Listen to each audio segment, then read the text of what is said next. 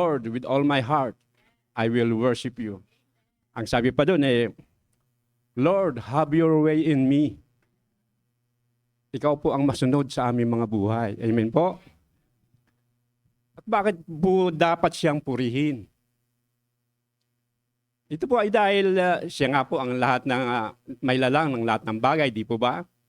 Dahil sa kanyang dakilang kapangyarihan na makikita sa kanyang nilikha at sa kanyang kabutihan. Pinupuri din po natin siya dahil sa kanyang pag-ibig sa sangkatauhan, di po ba? Gaya ng inawit natin kanina uli. Worthy is the Lamb. Di po ba? Worthy is the Lamb na pinadala niya ang kanyang bugtong na anak, ang Panginoong si Kristo, upang tubusin tayo sa ating mga kasalanan. At ang pagpupuri din sa Diyos ay bilang pasasalamat nga po para sa mga biyayang pinagkakalob niya sa atin. Kaya po mahalaga na purihin natin siya, anuman ang sitwasyon ng ating mga buhay. At hindi lamang po sa labi, kundi sa pamamagitan ng mga gawa at araw-araw na pamumuhay. Sabi nga po sa Psalms 18, sabi doon, siya ay karapat-dapat sa papuri, hindi lamang sa kung ano ang kanyang ginagawa, kundi dahil sa kung sino siya. Ang pagpupuri sa kanya ay nagpagpapanatili rin sa ating mga puso na may tamang ugnayan sa kanya. Amen po? Sige po, bago po tayo dumako sa ating pag-aaral, hindi po yun ang pag-aaralan natin. Bago po tayo dumako sa ating pag-aaral ay atin po nga munang wini-welcome yung bagong dalo. Ito po ay si Brother Calob. Siya po ay invited ni Brother Arnel Kalumbiran. Amen po. Welcome po sa Jesus First Antipolo. So po rin po ang pagkakataon nito na tayo ay muli na namang makakapag-aral ng kanyang salita. At ang ating pong pag-aaralan sa araw na ito ay tungkol po sa tunay na mananampalataya, sa hindi mananampalataya, at tungkol po sa dating mananampalataya. Atin pong kikilalanin ang bawat isa sa kanila, ayon po yun sa salita ng Diyos. So ang pamagat nga po ng ating pag-aaralan, mananampalataya, hindi mananampalataya, at dating mananampalataya. Pakiulit nga po yung title ng pag-aaralan natin.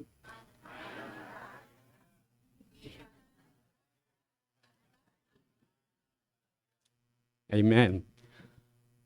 Kung mapagmatsyag lang po tayo sa ating kapaligiran, mapapansin po na natin na marami na ang nagbago.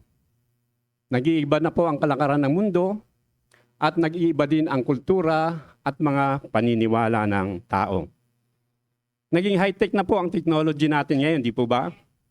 At marami na rin po ang mga paniniwala tungkol sa Diyos. Dahil sa mga pagbabagong ito, madalas po ay nalilito tayo kung sino ba ang totoo o hindi totoong Kristiyano. Marami ang nagpapahayag ng kanilang pananampalataya at paniniwala sa Diyos. Kakaunti ang namumuhay ayon sa pananampalataya nila sa Diyos na pinaniniwalaan nila. Sa Biblia po, malinaw ang pagkakaiba ng mga ito. So atin pong basahin ang Mateo 7, talatang 13 hanggang 23, at pakinggan ang sinasabi mismo ng Panginoong Hesus kung sino ang mananampalataya, hindi mananampalataya, at yung dating mananampalataya. Sige po, pakibasa po natin. 1, 2, read.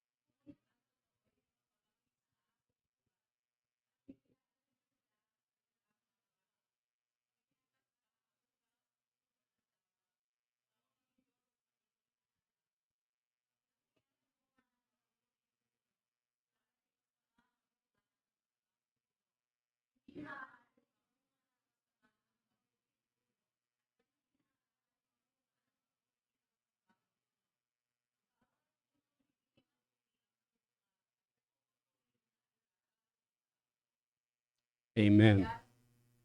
Sige po, tuloy po, tuloy.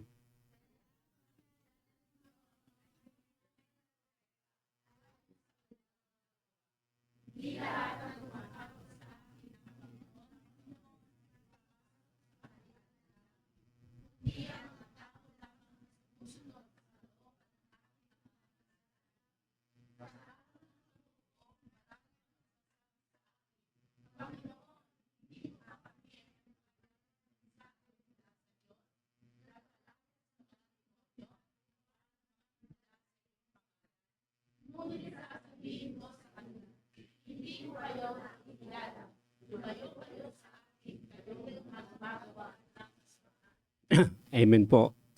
So atin pong pag-aaralan sa araw na ito kung ano ang pagkakakilanlan ng mga mananampalataya, hindi mananampalataya at dating mananampalataya. At pagkatapos po ng pag-aaral natin ay masuri po natin ang ating mga sarili kung sino ba talaga tayo, ano ba talaga tayo, kung ano ba ang pagtingin sa atin ng Diyos. At pagkatapos po ay pagpasyahan natin ang mga kailangang dapat nating pagpasyahan sa buhay. Mahalaga po na tanungin natin ang ating mga sarili. Totoo ba tayong mga mananampalataya? Ang tanong po ito ay tumatama sa puso ng ating pananampalataya na humahamon sa atin na suriin ang pagiging tunay ng ating mga paniniwala at ang lalim ng ating pagtatalaga sa pagsunod sa Panginoong Jesus.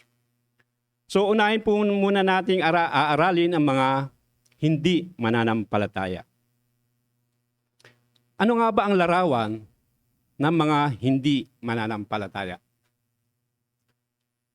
Ang hindi mananampalataya ay yung mga hindi tumatanggap sa salita ng Diyos.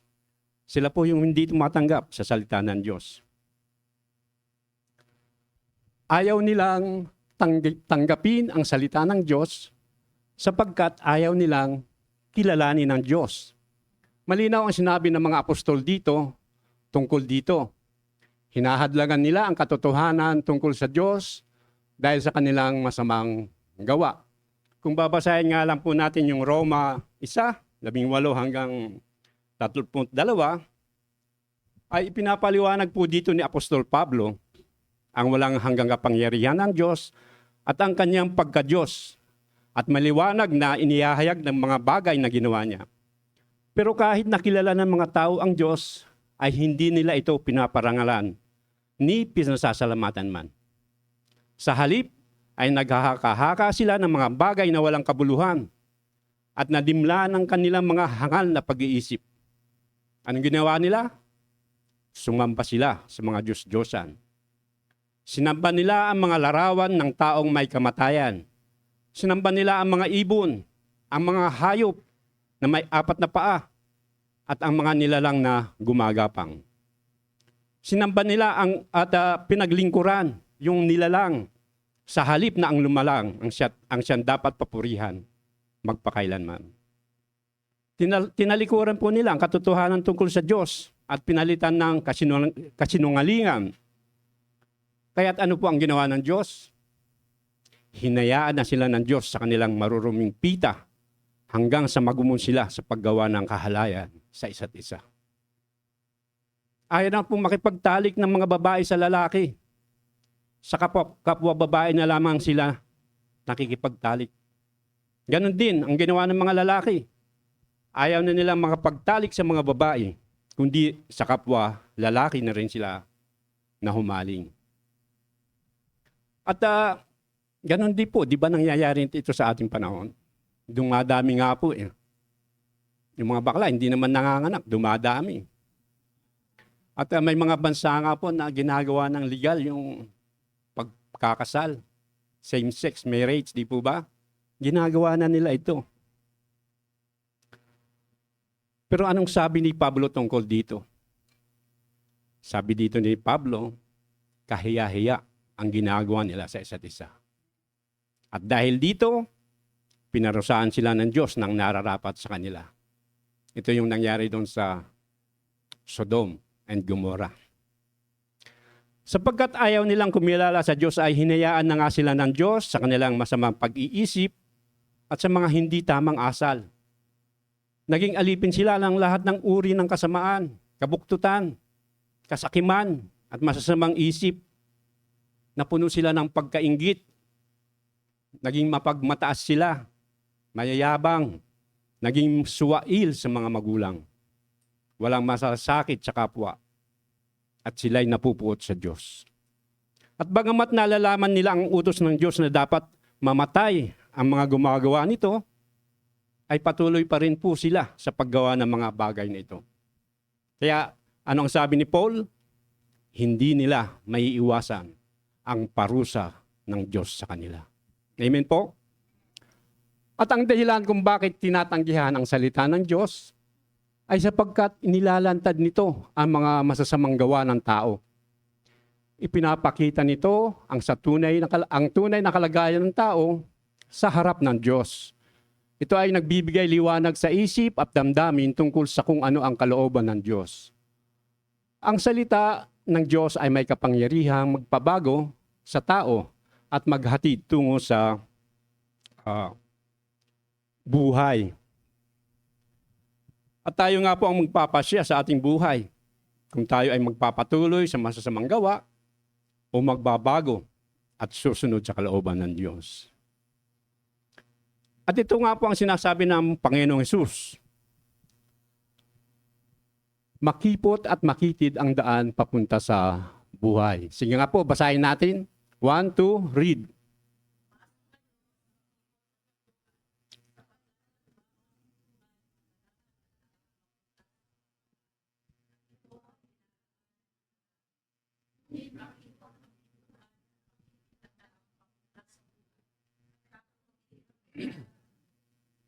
Amen. Ito po ay nagtuturo tungkol sa dalawang landas ng buhay. Ang madaling daan o maluwang na pintuan patungo sa kapahamakan. At ang mahirap na daan o makipot na pintuan patungo sa buhay na walang hanggan. At mas marami po ang tumatahak sa maluwang na daan. Bakit po? Dahil na ayon ito sa sarili nilang kagustuhan. Okay lang sa kanila kung patuloy pa rin silang gumagawa ng kasalanan. Subalit ano ang dulo nito? Kapahamakan. Kaya nga po inaanyayahan tayo ng Panginoon Hesus na pumasok sa makipot at makitid na pintuan. Sinasabi niya na sumunod tayo sa Kanya at patuloy na magpatuloy tayo anuman ang sitwasyon ng ating mga buhay. At bakit nga po kukunti ang pumapasok sa makipot na pintuan? Kukunti lang po. Dahil ayaw nilang talikuran ang kanilang mga kasalanan. Ayaw nilang magsakripisyo. Ayaw nilang magsisi. Ayaw nilang mamuhay ayon sa kalooban ng Diyos. Mas pinipili pa nila ang malapad na daan patungo sa kapahamakan kaysa makitid na daan patungo sa kaligtasan at buhay na walang hanggan. Ganun nga po nangyayari, tinatanggihan ng mga tao ang ebanghelyo o iniiwasan ng makipot at makitid na daan ng Panginoong Hesus. Hindi po dahil sa masikip ito o kaya mahirap hanapin ang daan ito. Iniiwasan po nila ito dahil ayaw nilang talikdan at bitawan ang kanilang masasamang gawa at pamumuhay na nagiging hadlang po mismo sa pagpasok sa kaharian ng Diyos. Sapagkat ang pagpasok sa pintuan ng Panginoon Hesus ay nangangahulugan ng pagsisisi at pagtalikod sa kasalanan at pagbabago ng buhay na kalugod-lugod sa Diyos. Amen po? At ganda din po, sabi dito ni Juan, kinasusuklaman ng masasama ang ilaw. Sige po, basahin po natin. 1, 2, read.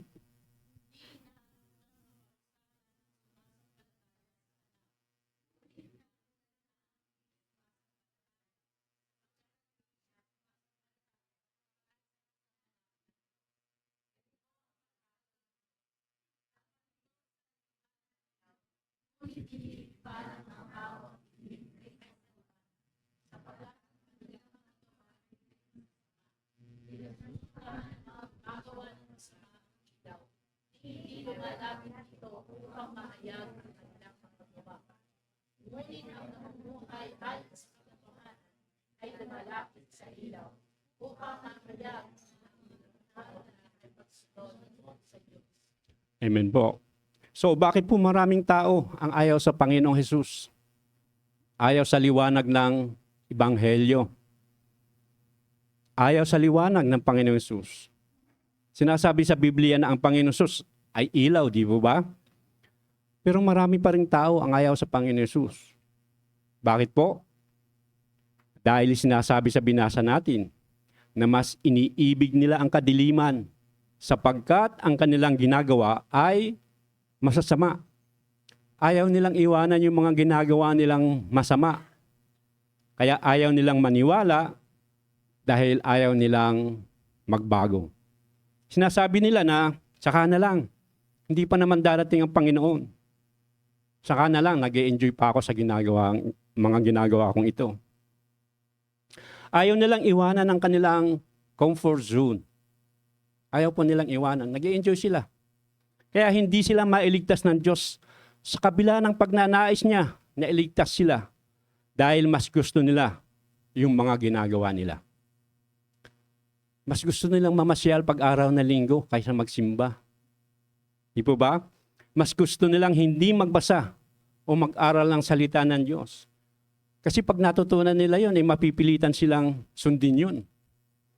Ayaw nilang makapakinig ng sermon. Bakit? Ayaw nilang maituwid.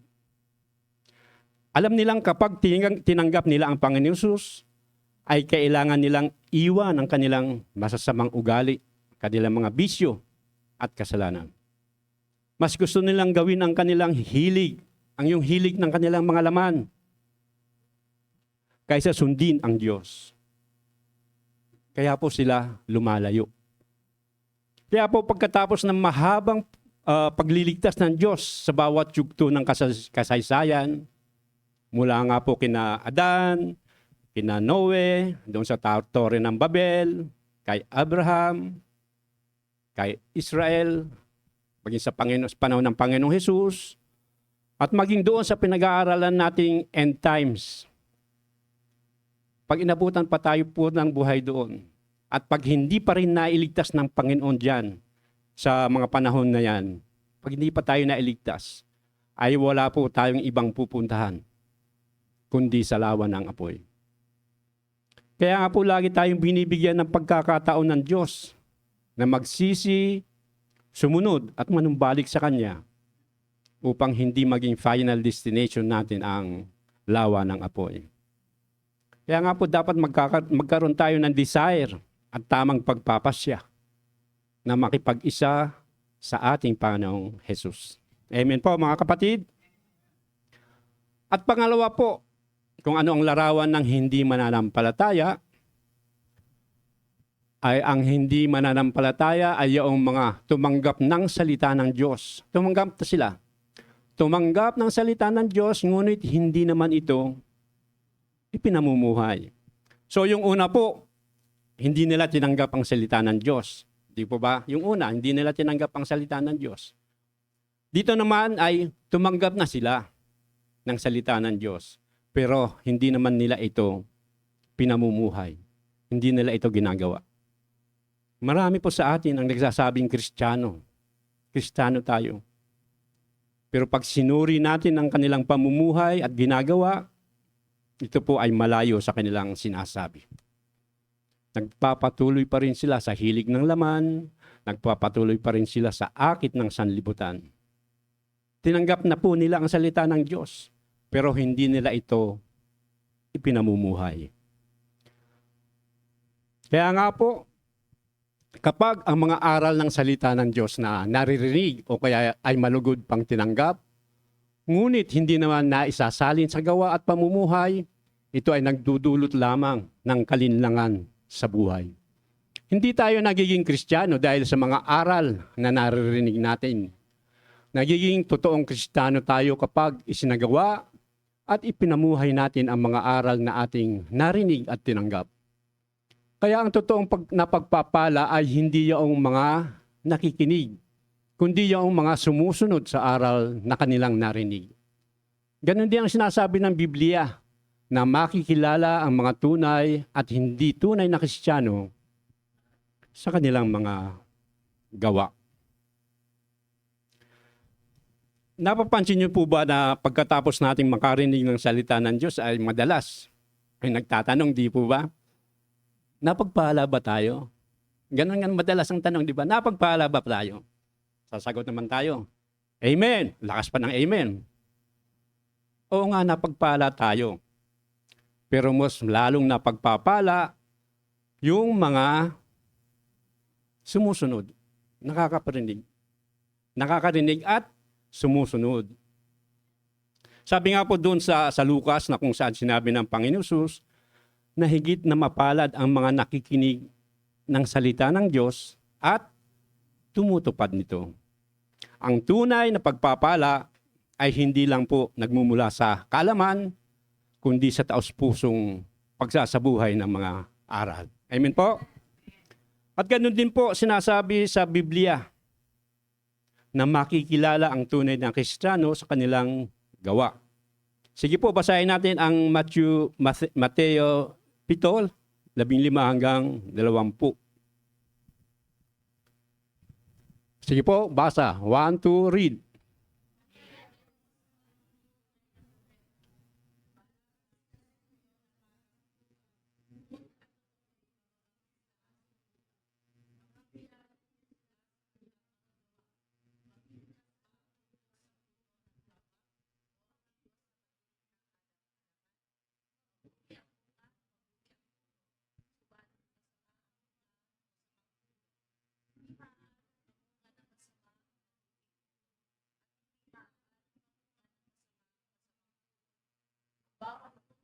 Mabuti ang una ay tutuloy ang tatawag sa ako.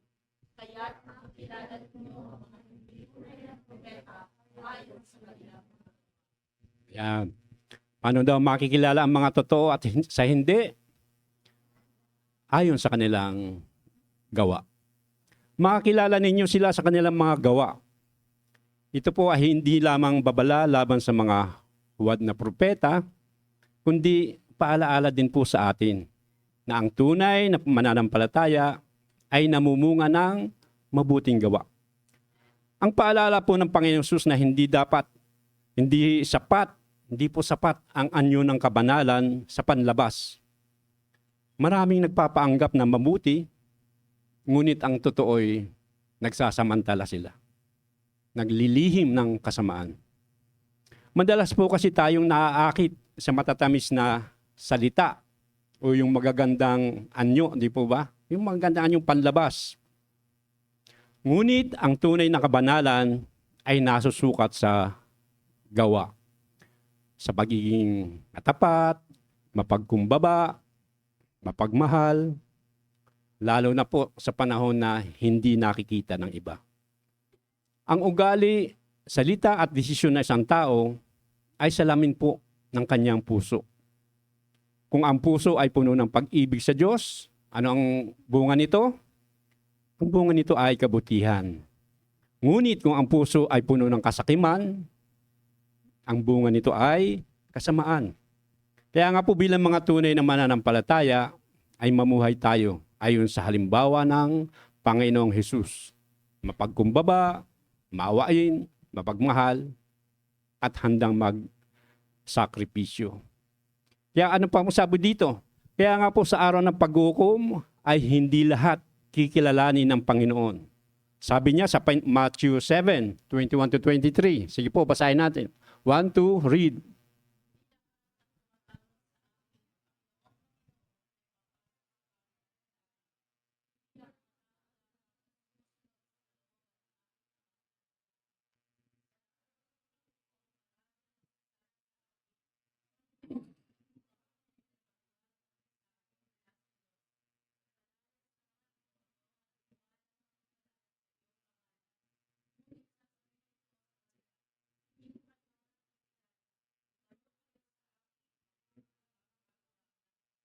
Yan. Sabi ng Panginoon, sa araw ng paghuhukom, marami ang magsasabi, Panginoon, hindi po ba kami ay nagpahayag ng mensahe mula sa Diyos? Nagpalayas kami ng mga demonyo at gumawa ng mga himala sa iyong pangalan. Mga Kristiyano po ito. Kristiyanong kausap ng Panginoon Hesus. At nagtitiwala sila sa kanilang mga mabuting gawang ito. So pwede palang naglilingkod tayo, nagmi-ministry tayo, nakikinig tayo, pero hindi tayo kinikilala ng Diyos. Di po ba? Ayon sa binasa natin. Dahil ang totoo, ang sinusunod lang natin kung ano ang gusto natin at hindi ang kalooban ng Ama. Mas ginagawa natin yung madali para sa atin. Hindi garantiya ng kaligtasan ang pagiging aktibo sa ministeryo. Hindi po. Kung ang puso ay hindi nakapailalim sa Diyos. Ang pagkilala sa Panginoon Hesus ay nangangahulugan po ng pagpapasakop sa Kanya at pagsunod sa Kanya. Hindi lang sa Kanyang pangalan. Ang basihan niya ay yung relasyon at pagsunod. Dahil ito po ang kalooban ng Ama. Pwedeng busy tayo sa ministry o mga gawain. Pero kung hindi naman talaga natin sinusunod ang kalooban ng Ama at walang tunay na pagbabago sa buhay, wala po lahat yun. Nakikita po ng Diyos ang puso ng bawat isa sa atin. Mas tinitingnan ng Diyos ang puso at pagsunod sa Kanya kaysa yung galing at achievement natin sa church. Yung mga ginagawa natin sa church. Ang magliligtas sa atin ay kung may tunay ba tayong relasyon sa ating Panginoong Hesus at kung namumuhay tayo ayon sa Kanyang kalooban. Amen po? Ang kanilang mga gawa at pamumuhay ang nagpapatibay na hindi sila totoong nananampalataya sapagkat bagaman at mabuti ang kanilang ginawa sa Panginoong Hesus, ito ay hindi pagsunod sa kalooban ng Ama na nasa langit. Dahil dito, ito ay tinuturing ng Diyos na paggawa ng masama. Kaya sa araw ng paghukom, ang pagsunod o hindi pagsunod natin sa mga salita at utos ng Diyos ang magiging saksi laban sa atin. Yun po ang magiging patotoo. So tingnan naman po natin kung ano ang larawan dito ng dating mananampalataya. Ano ba ang larawan ng dating mananampalataya? Uno po, ang dating mananampalataya ay yung tumanggap at sumunod sa salita ng Diyos, ngunit hindi niya ito pinanghawakan hanggang wakas. Ito po yung mga tumalikod sa pananampalataya. Kumbaga, andun na sila sa kalagitnaan. Andun na po sila. Pero anong nangyari? Bumitaw po sila. Ang mga halimbawa nga po dito sa Biblia, yung mga tumalikod sa pananampalataya ay si Dimas. Di po ba? Iniwan niya si Pablo at mas inibig ang sanlibutan. Ganun din po si Judas Iscariote. Pinagkaluno niya ang Panginoong Hesus dahil sa kasakiman. Ganun din sina Ananias, yung mag-asawang Ananias at Safira. Nagsinungaling sila sa Diyos dahil sa pera. So, ang mga pagsubok at pasakit ang naglalantad sa tunay na uri ng ating mga pananampalataya. Marami ang sumusuko dahil sa mga alalahanin sa buhay na ito. Pagkasilaw sa salapi, o kaya ay pagkahumaling sa ibang mga bagay, sa pangarap. Bagamat ang pangarap ay hindi naman po masama, di po ba? Hindi masamang mangarap, hindi masamang magkaroon ng magandang trabaho. Kaya lang, pagka ito'y naipagpalit na natin sa Panginoon Hesus, ito ay nagiging masama. Pinagpapalit natin ang trabaho sa Panginoon Hesus sa pag-araw ng linggo. Pumapasok pa rin tayo. Di po ba? Dapat ginagawa na natin ng maaga yon para natatapos agad. Kung maaari nga po, kung mga paperworks lang, iuwi na natin sa bahay, doon na natin sa bahay gawin. Huwag lang imbalsamador ang maging trabaho natin. Dahil Iuwi pa natin yung bangkay sa bahay natin para doon imbalsamahin. Amen po.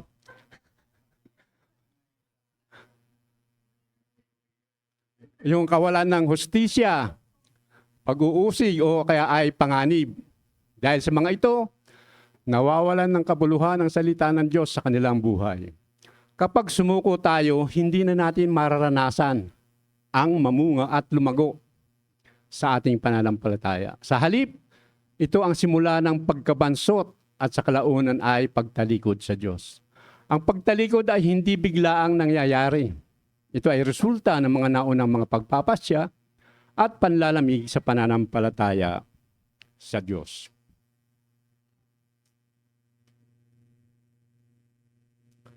So, ang pagtalikod po ay nagsisimula sa pagsama.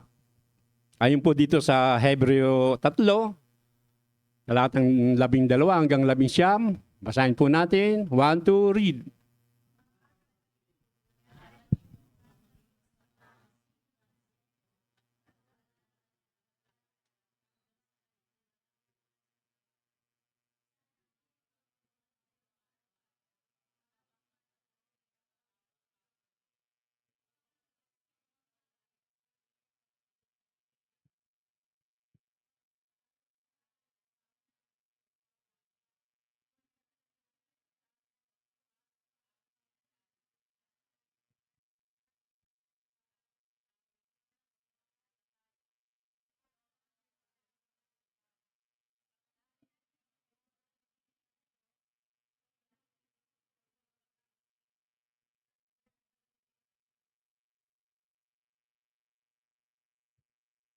Tuloy po.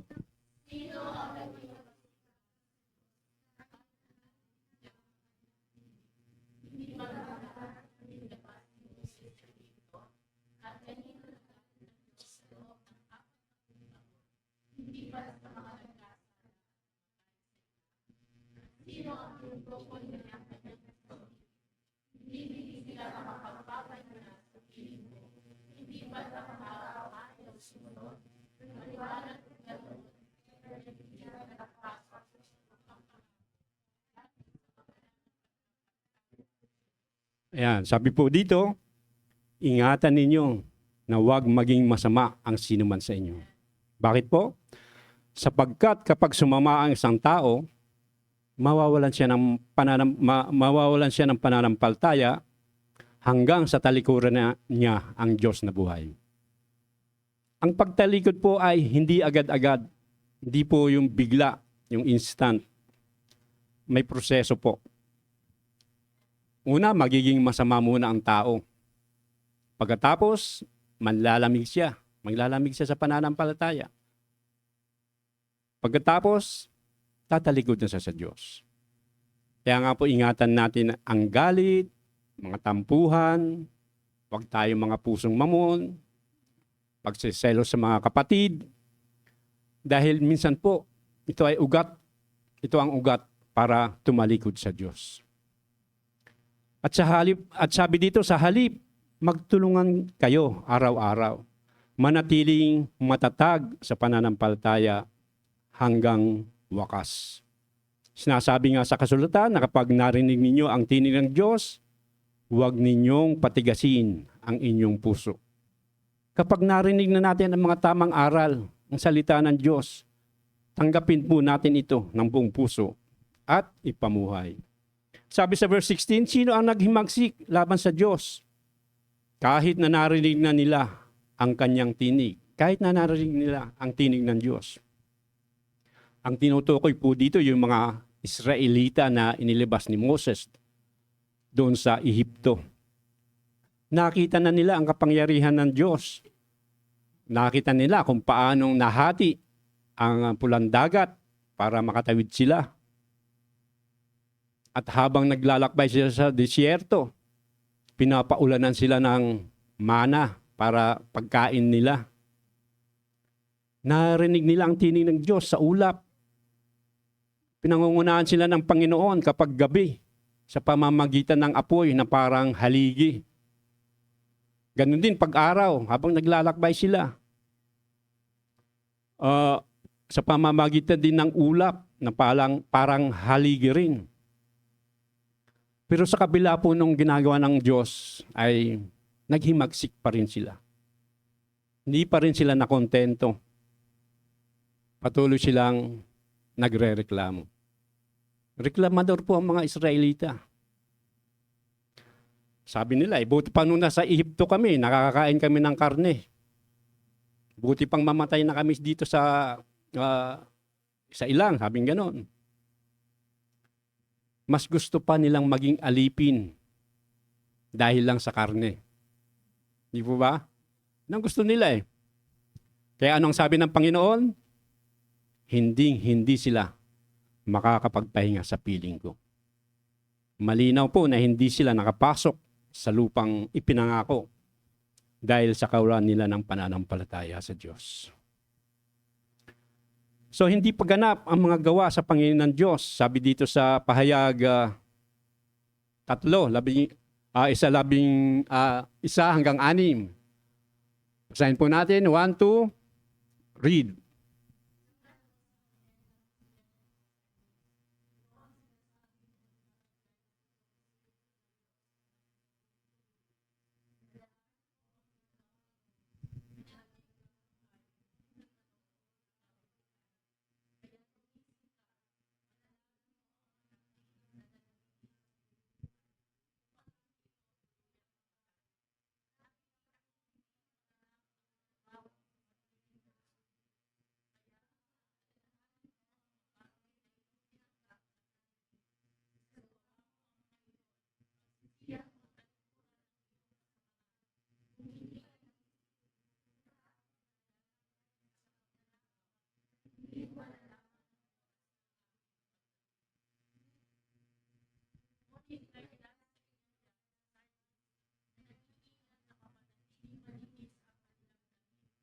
Kaya kasabay ko sila kung lalakad ng sapagkat sila ay karapat-dapat.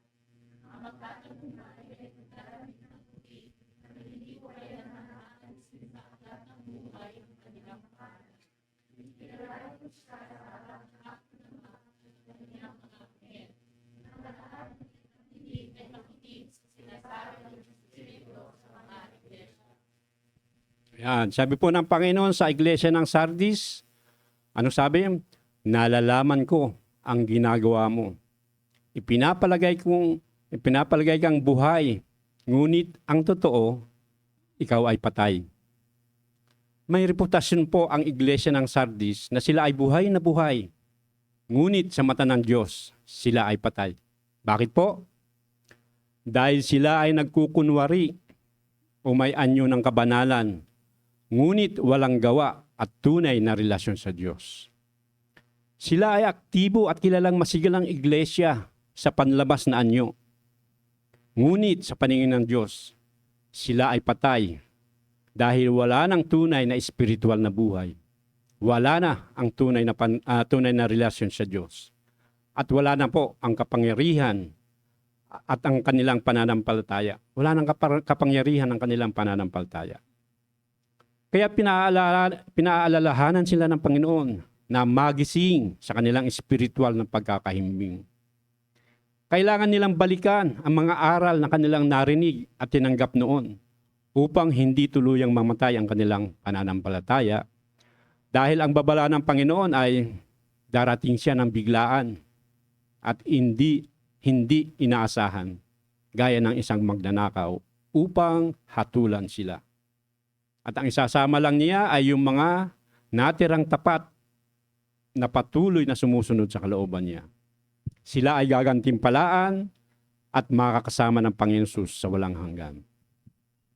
So yun po ay yung una, yung larawan ng hindi mananampalataya. At ang pangalawa po, kung ano ang larawan ng hindi mananampalataya, ang dating mananampalataya tumanggap din ng kaloob.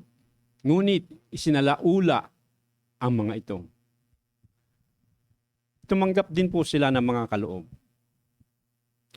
Ang ganitong pangyayari ay bunga ng mga pasya sa buhay na malimit na pinagwawalang bahala. Kailangan po nating matutunan pahalagahan ang mga bagay na mahalaga sa Diyos. May mga bagay sa buhay na kapag winalang halaga, ay nawawala po sa atin at hindi na maibabalik pa. Sabi nga po ng Panginoon, sapagkat ang mayroon ay bibigyan pa, ngunit at mananagana, ngunit ang wala, kahit ang kakaunting nasa kanya ay kukunin pa. Ibig sabihin, ang taong patuloy na nagpapahalaga at gumagamit ng kanilang biyaya o kakayahan ay mas lalo pang pagpapalain. Habang ang hindi nagpapahalaga ay mawawalan pa. Gaya nga po ng ginawa ni Esau. Basahin po natin ang Hebreo 12, talatang 15 hanggang 17. Kaya po kayo pinababasa para magising po kayo. Baka tulugan nyo ako eh. Sige po, basa. 1, 2, read.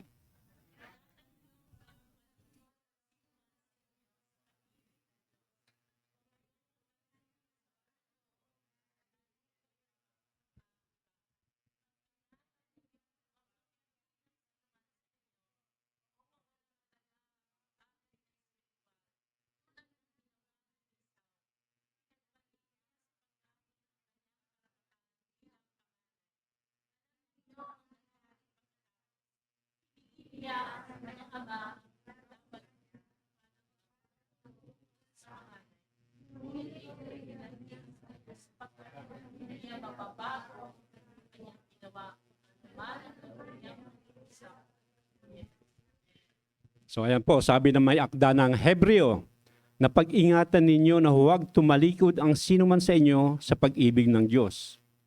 At pinag-iingat din po sila na huwag kayong magtanim ng sama ng loob, na dahil dito ay napapasama ang iba.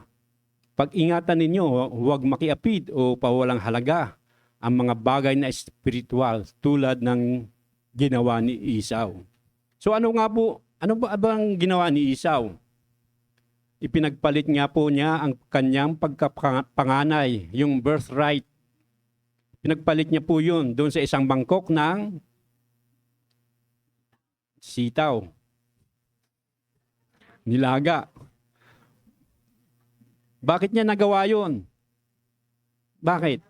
Kasi ganun lang kahalaga sa kanya ang kaloob ng Diyos. Hindi po sa gutom. Dahil po winalang halaga niya yung kaloob sa kanya, kaloob ng Diyos. Yung pagkapanganay niya, birthright. Winala niyang halaga yun.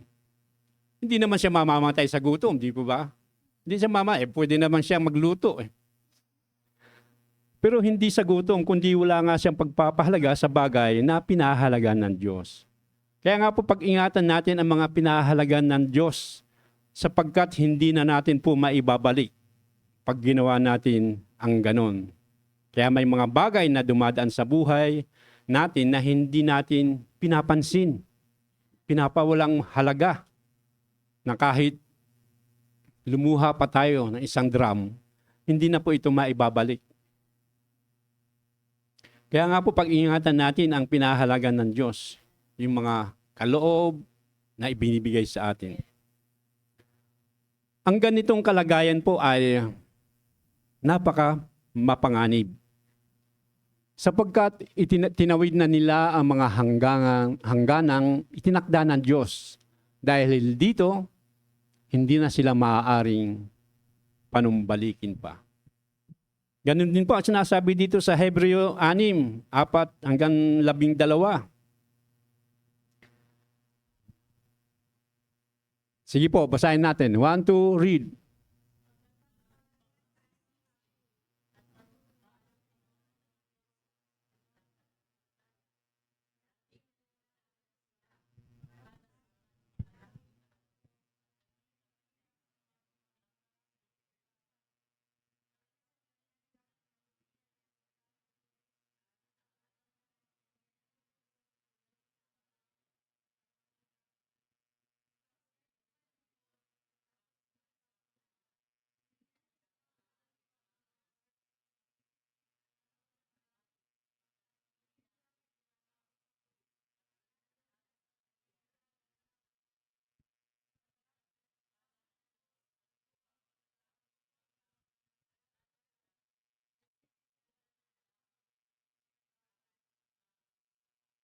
Amen. Doon lang muna, hanggang doon lang muna po tayo. So mahirap po na silang panumbalikin pa sapagkat nalasap na nila yung kabutihan ng Diyos.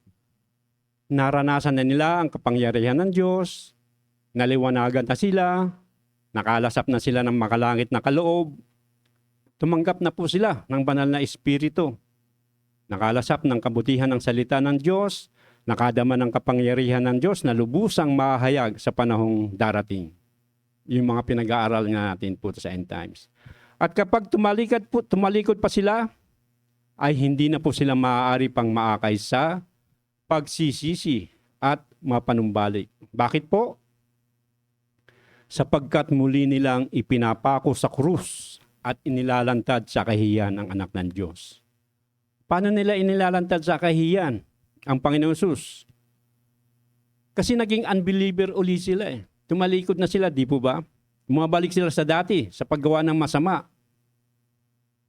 Tumalikod na sila na wala na ng saysay yung lahat ng naranasan niya at natutunan niya. Nakita na ng tao yung pagbabago niya na dati mabuti, naging masama. So anong magiging patutuo niya sa Panginoong Hesus? Kaya nagiging kahiya-hiya ang Panginoong Hesus.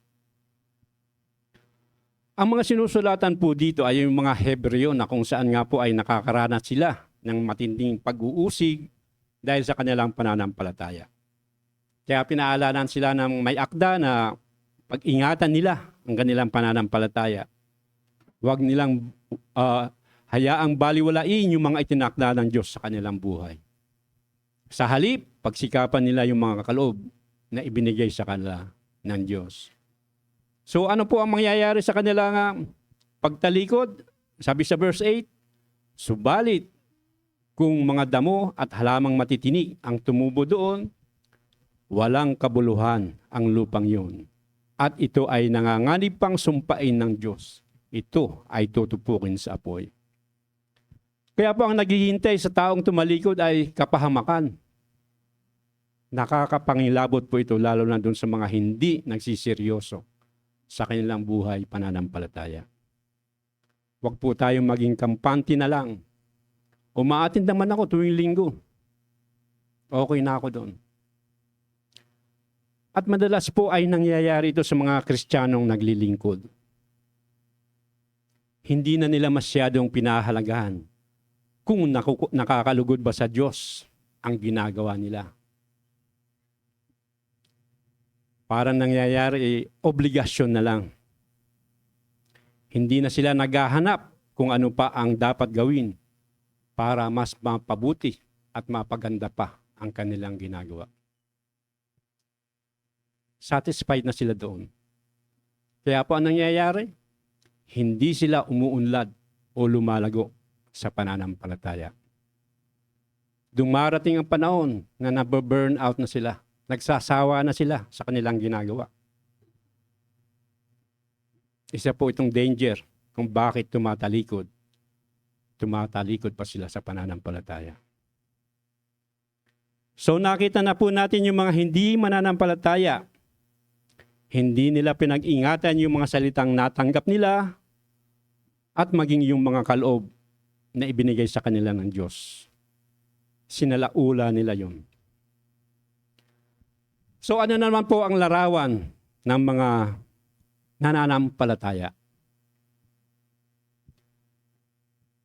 Ang tunay na mga mananampalataya ay yaong mga nagsisi at tumalikod sa kasalanan at nagpabautismo sa tubig. Ayan po.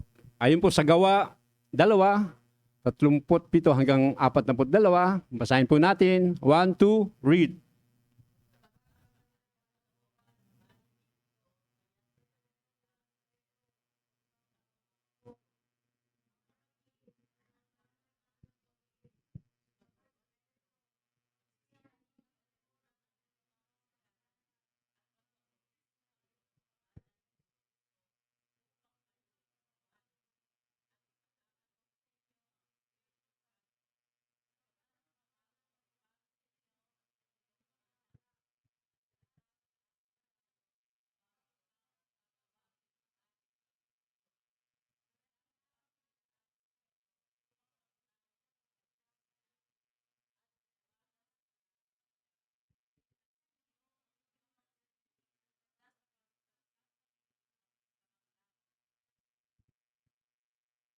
Ito po yung mga tunay na mananampalataya, yung totoo.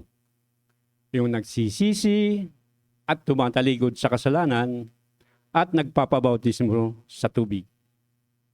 Ang tagpong ito ay kung saan nangaral si Pedro at nalaman nga po ng mga Hudyong nakarinig na ang Panginoong Hesus na kanilang pinako sa krus ay siyang Panginoon at tagapagligtas.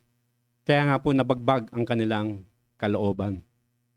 Kaya tinanong nila si Pedro at ang iba pang mga apostol kung ano ang dapat nilang gawin. Sinagot sila ni Pedro, pagsisihan ninyo talikuran ng inyong mga kasalanan at magpabautismo kayo sa pangalan ni Jesucristo upang kayo'y patawarin. Sinasabi ng iba, yung iba na Kristiyano, sabi nila, Kristiyano ako, nananampalataya ako sa Diyos, pero ayaw magpabautismo sa tubig. May mga kilala po akong ganon. Ang bautismo po kasi ay yun ang nagpapakita o yun ang parang resibo na handa kang magpasakop sa Panginoon. Ito po ang hinihingi ng Diyos sa atin. Ang iba ay nagtatanong, bakit yung nakapako sa krus yung katabi ng Panginoon Hesus? Hindi naman nagpabautismo pero naligtas. Di ba? Naligtas po yun. Kasi po wala na pong pagkakataon yun na magpabautismo. Nakapako nga yun sa krus. Di ba? Tayo po, meron po. Di pa po tayo nakapako. Kaya wag nating gawing halimbawa yun. Baka sabihin ng Panginoon sa atin, sige, kung ayaw mong magpabautismo, magpapako ka sa krus. Di ba? Gagawin pa po natin yon. So kalad tayo patatawarin ng Diyos kapag tayo po ay nagsisi at tumalikod sa ating mga kasalanan at magpabautismo sa pangalan ni Jesucristo. At ano po ang pinangako sa atin? Ano ang pagkakaloob sa atin?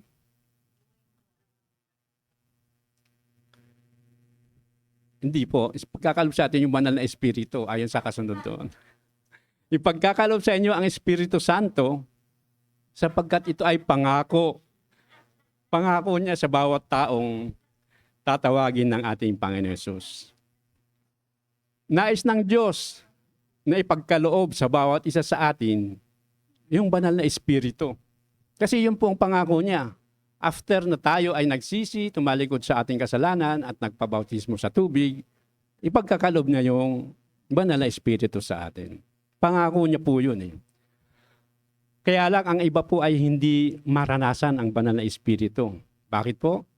Dahil ignorante sila o kaya hindi tama ang aral na kanilang narinig o kaya ayaw nilang paniwalaan yung banal na Espiritu. O kaya ayaw nilang bitawan ang kasalanan na ini-enjoy pa nila. Ayaw pa nilang bitawan. Hindi po mananahan ang banal na Espiritu sa taong hindi karapat-dapat.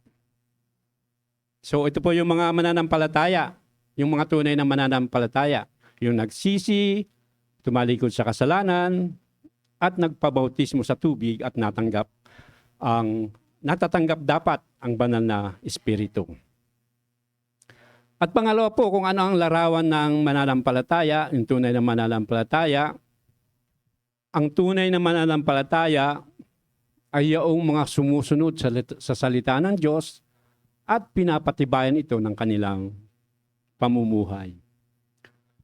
So ang pagsunod sa mga salita ng Diyos, sa salita ng Diyos at sa utos ng Diyos, ang nagpapatunay ng ating totoong pananampalataya. Kaya kailangang sanayin natin ang sarili sa pagsunod, lalo na sa mga mahihirap na sitwasyon ng buhay. Kapag ito ay nagawa, nagiging madali ang paggawa ng tama at pag-iwas sa mali. Sa ganoon, tayo ay nagiging tunay na mga alagad ng Panginoong Hesus. So ang sinasabi dito, kahit na mahirap, susunod pa rin. Sabi dito sa Matthew 7:13 to 14, ako na lang po babasa. Pumasok kayo sa makipot na pintuan, sapagkat maluwang ang pintuan at malapad ang daang papunta sa kapahamakan. At ito ang dinaraanan ng marami. Ngunit makipot ang pintuan at makitid ang daang papunta sa buhay at kakaunti ang nagdaraan dito. Nabasa na po natin yan kanina. Sabi dito, kokonti ang nagdaraan dito sa makipot ang pintuan dahil ayaw nilang bitawan ang masasamang gawa. Ayaw iwan ang likong pamumuhay. Ito po ang katotohanan. Ayaw magpa-rebuke dahil ayaw magpabago. Dapat po kahit masaktan tayo basta masunod lang natin ang kalooban ng Diyos upang dapat nababago tayo. Ang atin po mga pagpili o pasya sa buhay ay may malaking epekto po sa ating spiritual na kalagayan. Mahalaga ang pagkakaroon ng tunay na pagbabago sa puso at isipan. Kaya nga po ang pagpili sa makitid na daan ay nangangailangan ng pagsisikap, pagtitiwala sa Diyos, at pagsunod sa kanyang mga utos. Ang mamuhay po ayon sa kanyang kalooban ay hindi po madali. Ngunit ang gantimpala ay higit na sulit sa anumang pagsasakripisyong ginagawa natin. Kaya magpasya po tayo na dapat ang ating buhay ay nakatuon sa Diyos at sa paglilingkod sa Kanya kahit mahirap dahil ang makipot na pintuan at makitid na daan ay patungo sa buhay na walang hanggan. Amen po? At sinabi din ng Panginoong Jesus dito sa Matthew 7:24-25. Sabi dito, kaya't ang bawat nakikinig at nagsasagawa ng mga salita kong ito ay maitutulad sa isang taong matalino na nagtayo ng kanyang bahay na ang pundasyon ay bato. Umulan ng malakas, bumaha at binayo ng malakas na hangin ang bahay na iyon.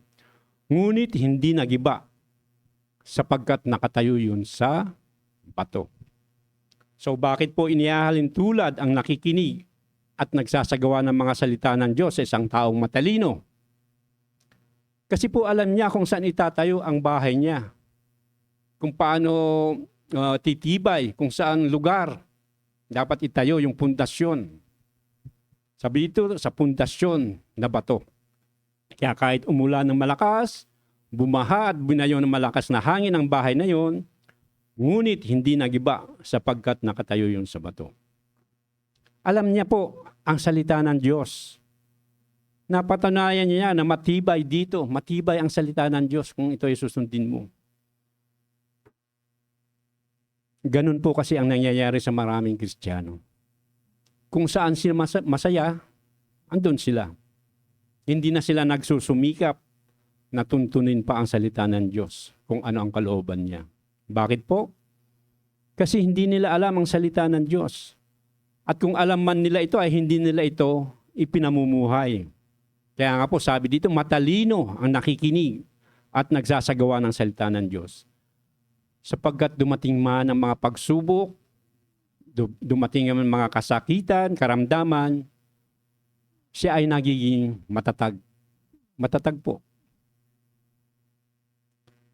Ito po ang nangyari doon. Kaya nga po dapat alam natin ang salita ng Diyos. Dahil anuman ang sitwasyon sa ating mga buhay na dumating, mahirap, mga pagsubok, mga sakit, nagiging matatag po tayo doon. Ang salita po ng Diyos ang ating kalakasan. Ganito din po, ito po ang nangyari doon sa karugtong ng binasa natin kanina pagkatapos mangaral ni Pedro. Doon sa Gawa 2:41 hanggang 42. Kaya't ang mga tumanggap sa sinabi niya ay nagpabautismo at nadagdagan ang mga alagad ng may 3,000 katao ng araw na yon. Dami po, 3,000 isang araw ang dadagdag sa mga alagad. Nanatili sila sa itinuro ng mga apostol sa pagsama-sama bilang magkakapatid, sa pagpapira-piraso ng tinapay at sa pananalangin. Yan po ang ginagawa ng mga tunay na mananampalataya. Hindi po sila kontento na hindi nakakarinig ng salita ng Diyos. Hindi sila kontento na hindi nakakapagbasa ng salita ng Diyos. Naghahanap sila ng kapwa mananampalataya upang manalangin ng sama-sama. Pinapanalangin nila ang isa't isa. Katulad nga lang po ng nagdaang bagyo, di po ba? Maraming salamat sa Panginoon dahil sa ating mga sama-samang panalangin ay hindi naglandfall yung malakas na bagyo yun sa atin. Di po ba? Dahil yun sa pananalangin natin, sama-samang pananalangin natin, yun ang kapangyarihan ng panalangin. Pero patuloy pa rin po natin panalangin yung mga naapektuhan, yung mga binahang lugar, lalo na sa Mindanao.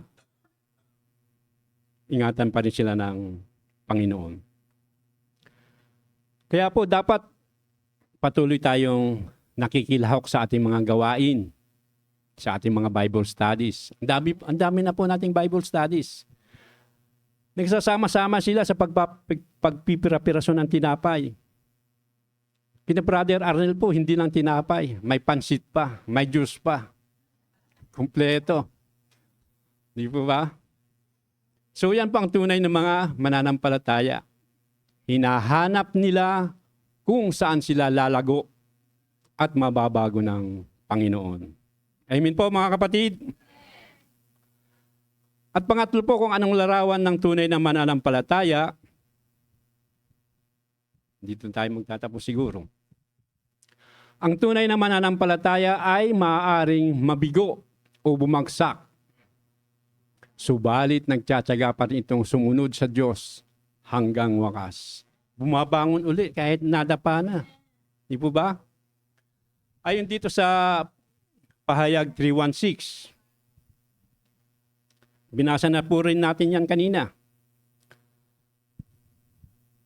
Kapag nire-rebuke po ang isang Kristiyano ay dapat diringgin niya ang mga salita ng Diyos kahit na po masakit. Napapahiya tayo, pero huwag tayong bibitaw sa Diyos. Nagpapatuloy pa rin. Kaya't sabi dito, kaya't gumising ka. Sabing ganon. Pag-alabin mo ang mga katangiang nalalabi pa sa iyong buhay upang hindi ito tuluyang mamatay. Pag-alabin daw, pag-alabin. Kung tayo man ay dumaranas ng pagsubok, huwag tayong bumitaw.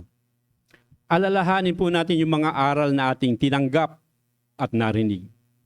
Ipaglaban po natin ang ating pananampalataya. Ang sabi pa dito, magsisi at talikuran ang kasalanan.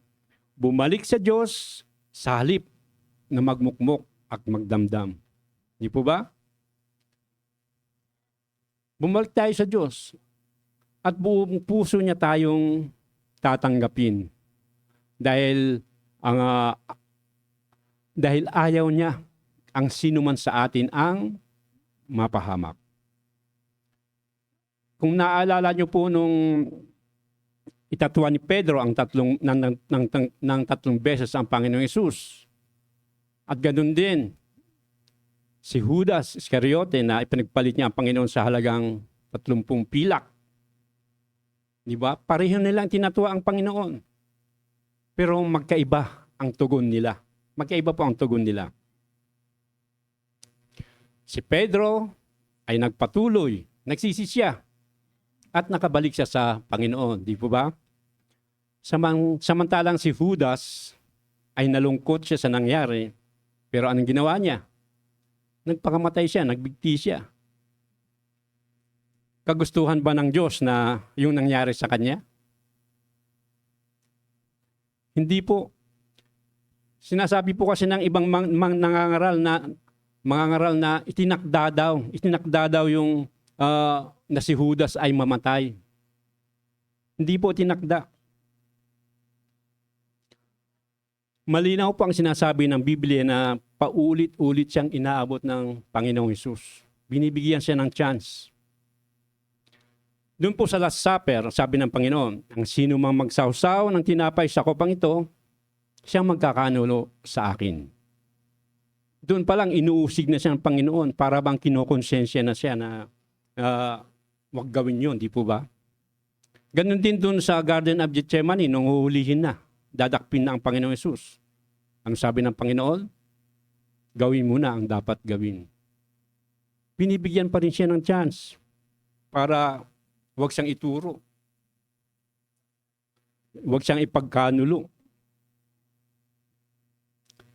Kaya po hindi itinakda na mamatay siya.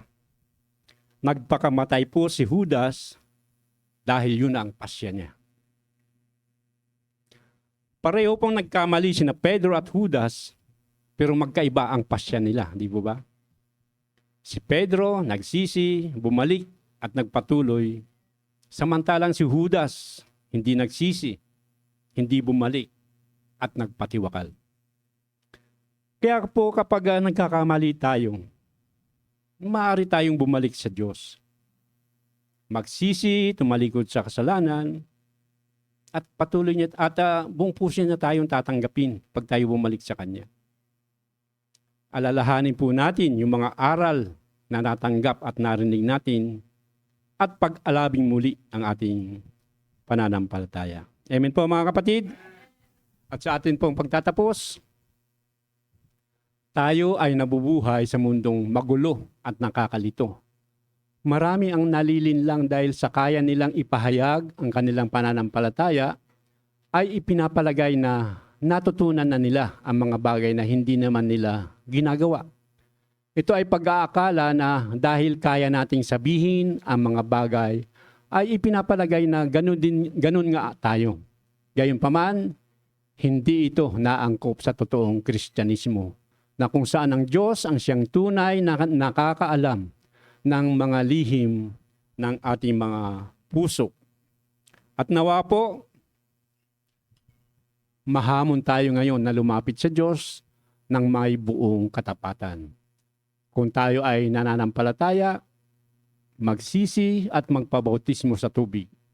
Kung ikaw ay nasusubok sa iyong pananampalataya, magtiis at magtiyaga hanggang sa mapagtagumpayan. Kung ikaw ay nananampalataya, ngunit nasa kasalanan, magsisi at bumalik sa Diyos at magtiyaga hanggang sa wakas. Ang pananampalataya ay hindi tunay na pananampalataya kung hindi natin ito pangahawakan hanggang wakas ng ating buhay. Purihin ang Panginoon, maraming salamat po sa bawat isa.